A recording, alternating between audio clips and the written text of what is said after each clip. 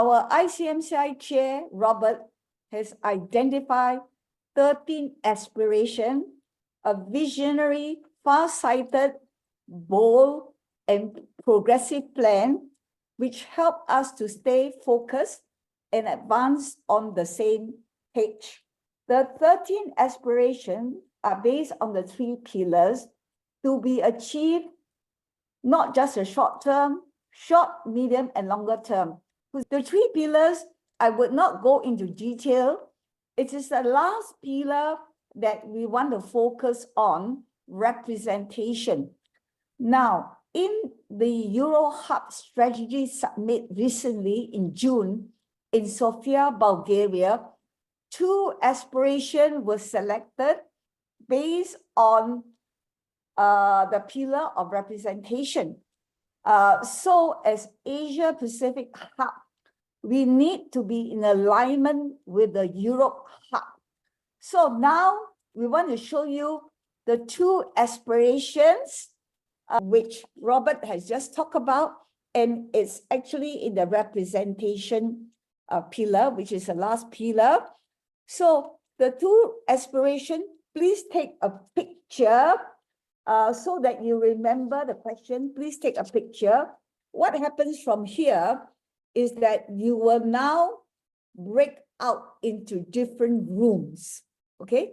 When you are in the different rooms, say hello and introduce yourself very briefly, which country you are from, and discuss on the 2 aspirations.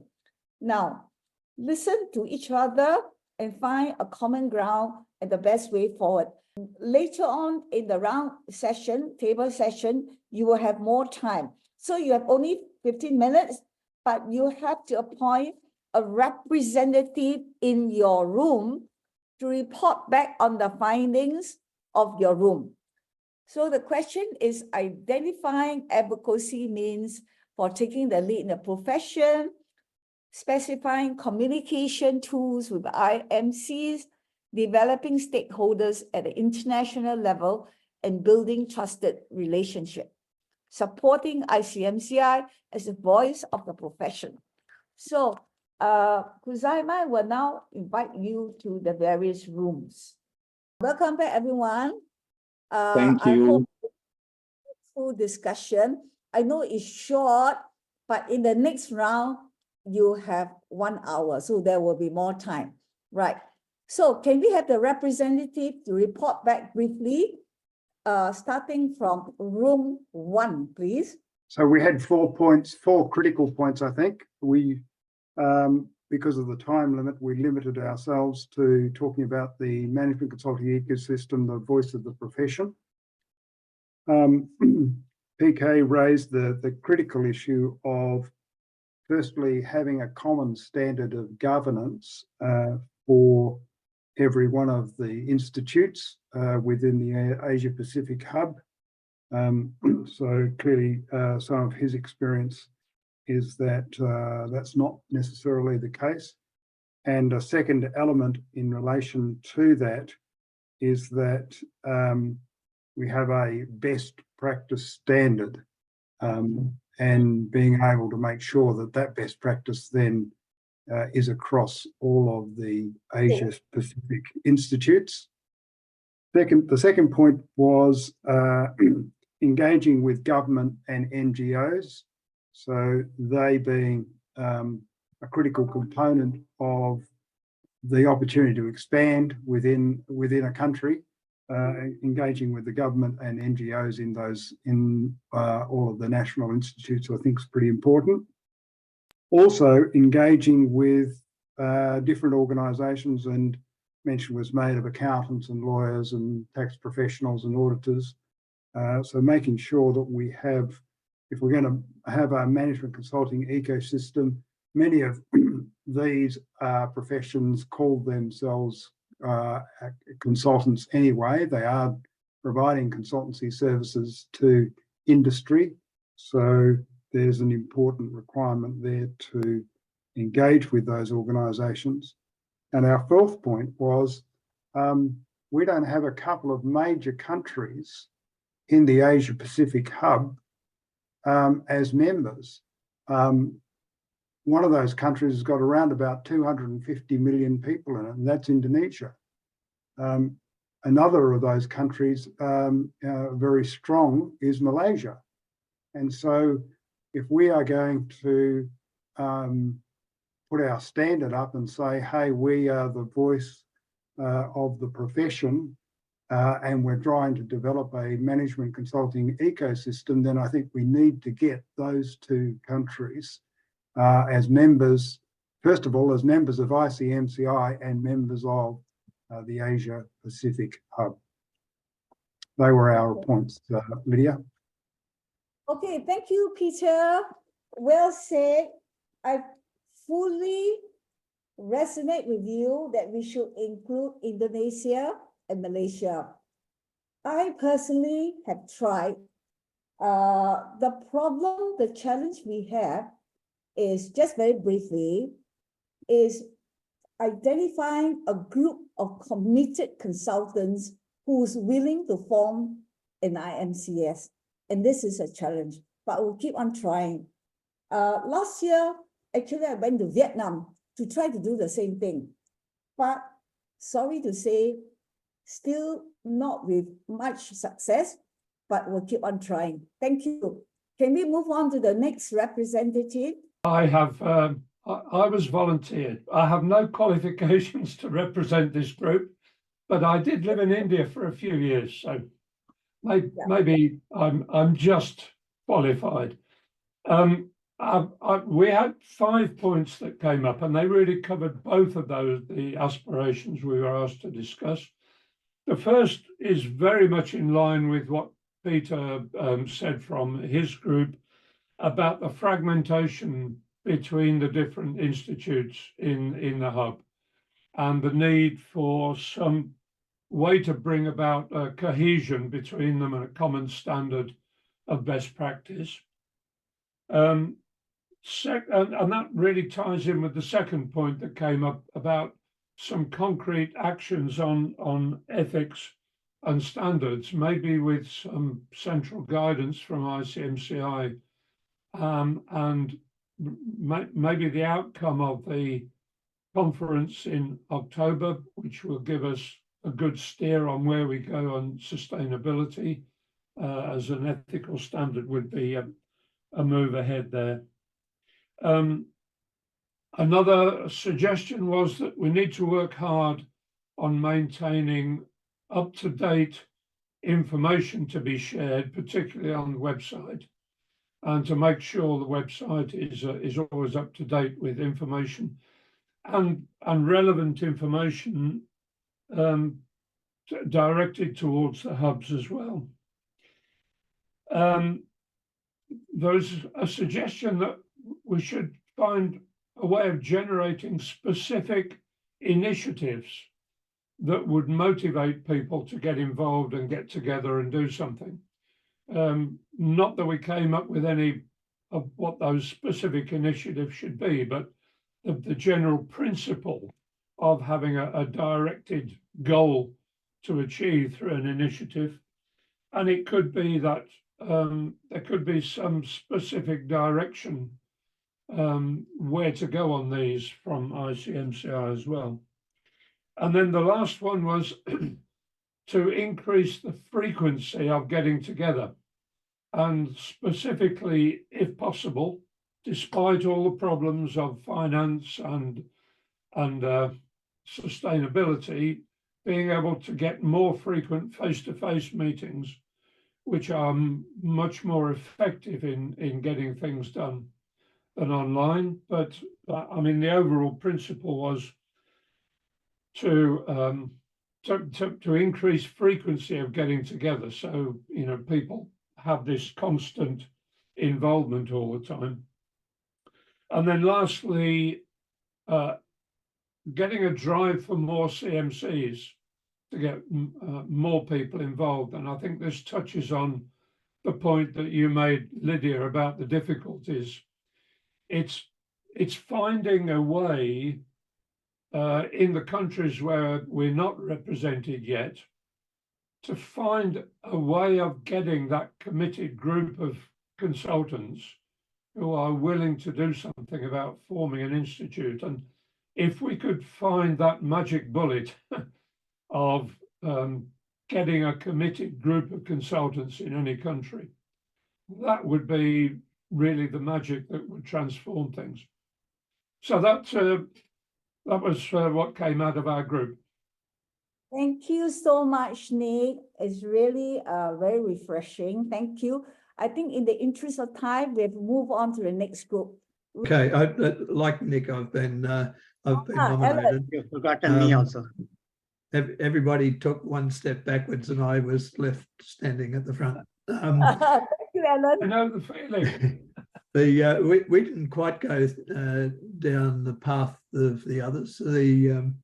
We discussed really what the baseline was for across the group that we had, and we had representatives from a couple of different areas in India, from Hong Kong, and also from Armenia and Australia, of course.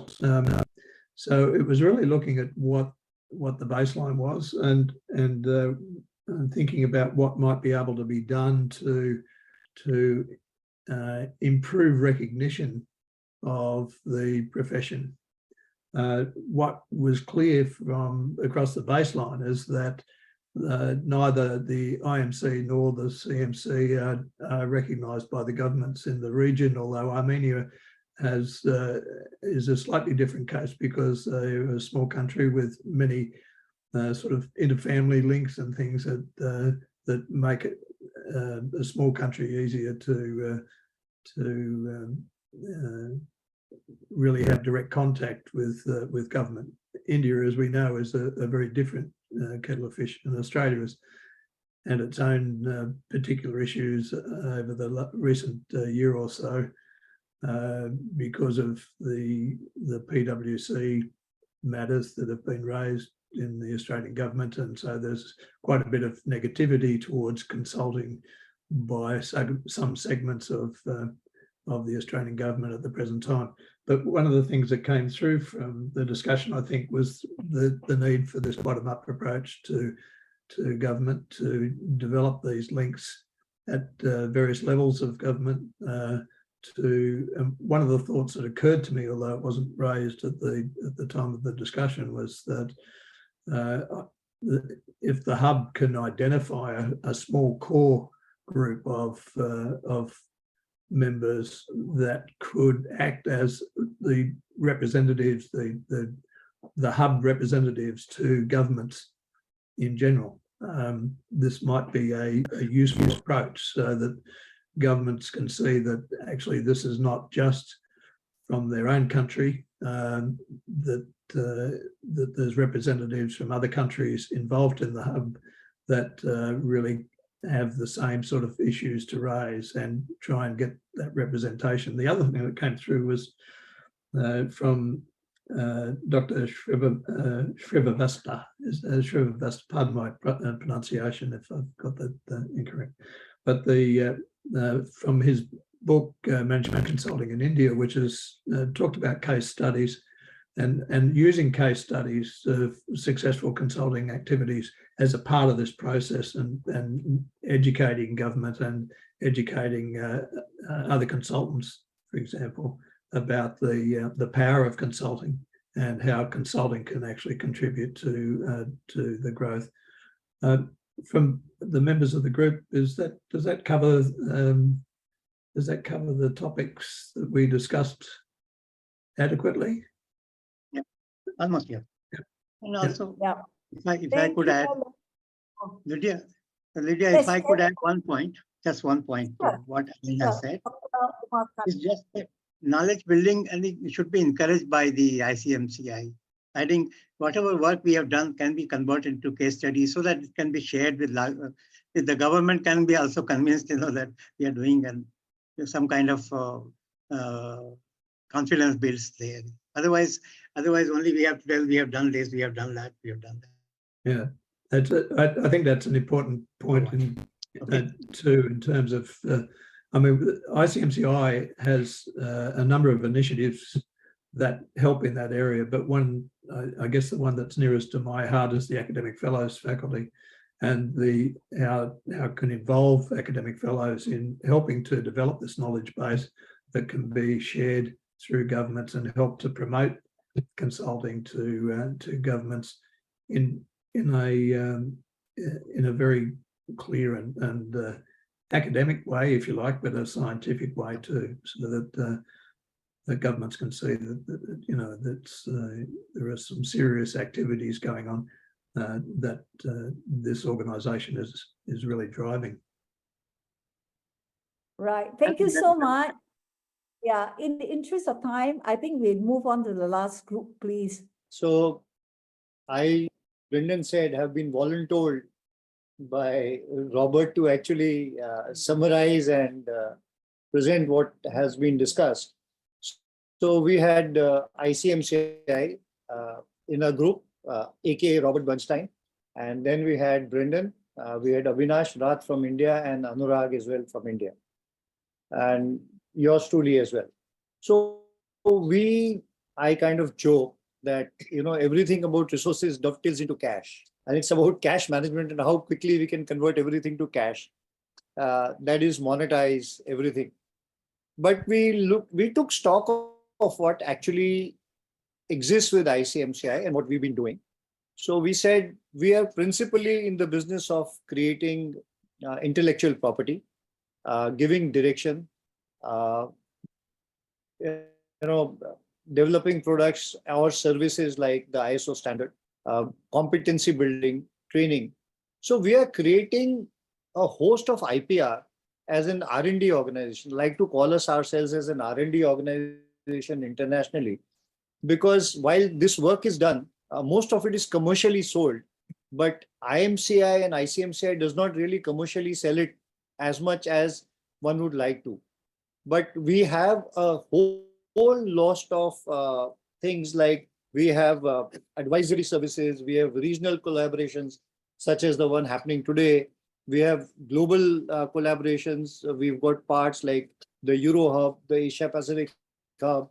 We are a fine-tuned organization. So we said, let's take stock of our resources, and our resources, obviously, our competencies, our well-knit camaraderie of global practicing consultants.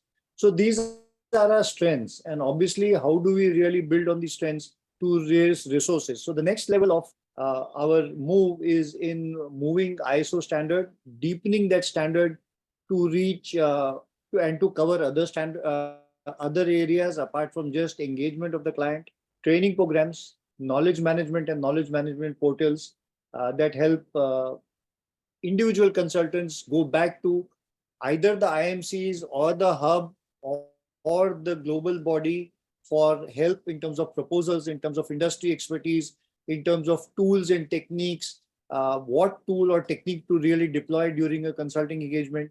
And so more of a stronger back office role, given the fact that we are building an academic institution and a financial institution, we should be able to translate that the economic benefit of an academic institution into a financial benefit for that Delaware-based organization, which will enable us to create and deploy more resources based on where the need is there or where we can scale faster.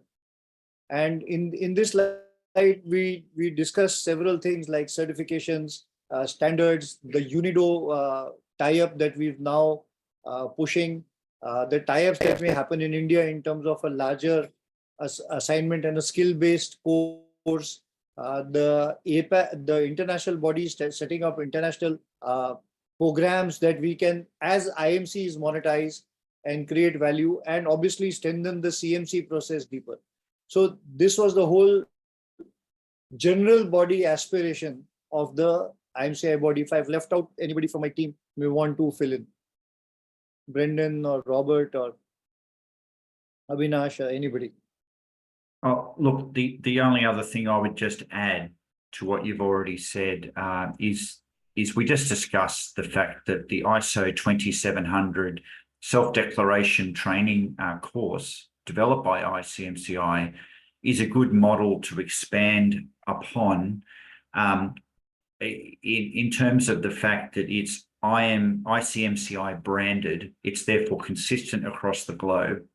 And we developed a pool of facilitators to support that program. And then we can then deploy through an accreditation process, deploy that training consistently in each member country. So that to me is a very good model of how to develop additional supporting products and skill courses to deploy in a similar way, because it builds an ecosystem and it builds it on a consistent brand standardized across the globe.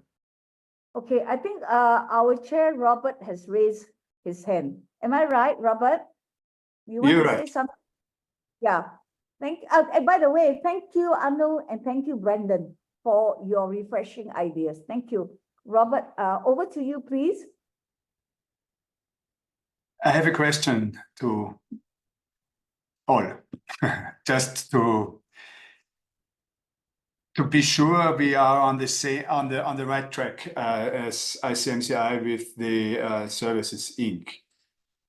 And I would like to ask you and ask to give your first reaction. It's not a commitment, but we need to understand if we are on the right track. The basic idea of the ICMCI services, of the ICMCI Academy, is that we promote we is the ICMCI Academy trainings in any part of the world, as long as this part of the world agrees. So if we do that in Singapore, we ask Lydia, do you want that we promote, for example, the ISO training?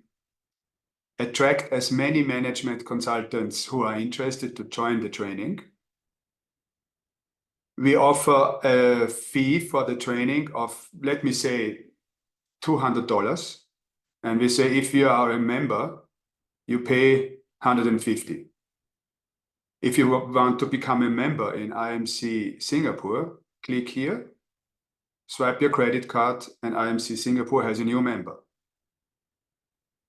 And if you not want to become a member, you pay the €200 or dollars or whatever. IMC Lydia, sorry for that. IMC Singapore gets a share of, let me say, 20%. And so you make money by doing nothing. But what you need to do, you need to follow up the new members. So it means work in terms of following up. Hi, welcome, you're a new member, whatever. We have a welcome reception and join now or whatever. But somebody needs to do that.